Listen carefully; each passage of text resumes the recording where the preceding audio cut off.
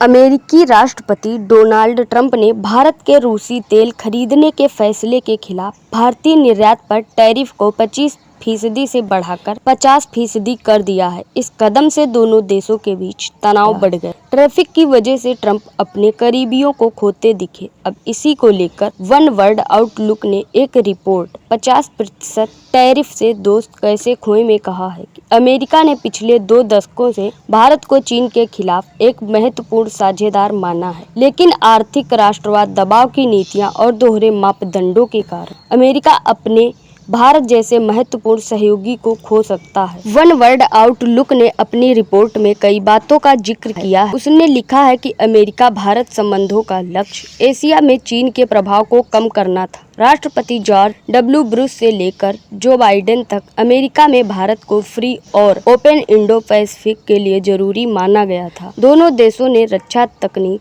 नौसैनिक अभ्यास और क्वाड में एक दूसरे का सहयोग किया और बढ़ाया। रिपोर्ट में कहा गया है कि 2024 में दोनों ने 10 साल का रक्षा रोड मैप बनाया और व्यापार को $500 अरब तक ले जाने का टारगेट सेट। अमेरिका के लिए भारत का बड़ा बाजार, तकनीक क्षेत्र और सैन्य आधुनिकीकरण चीन के खिलाफ जरूरी माने गए। लेकिन इस समय 3 मुख्य समस्याएं हैं: भारत की स्वतंत्र नीति, अमेरिका के दोहरे मापदंड और दोनों देशों का आर्थिक राष्ट्रवाद। 1947 में आज़ादी मिलने के बाद से भारत किसी एक शक्ति के साथ पूरी तरह नहीं जुड़ा। वह रूस से रक्षा, चीन से व्यापार और अमेरिका से रणनीतिक साझेदारी रखता है। वह किसी से भी अपने रिश्ते खराब नहीं करना चाहता। अमेरिका का रूसी तेल खरीदने पर भारत को दबाव देना भारत की संप्रभुता पर सवाल उठाता है और अविश्वास पैदा करता है। इस रिपोर्ट में कहा गया है कि अमेरिका का रवैया दोहरा है। इसे इसी बात से समझा जा सकता है कि ट्रंप ने भारत पर टैरिफ बढ़ाया, लेकिन दूसरी ओर चीन पर लगाने वाले टैरिफ को रोक दिया। चीन,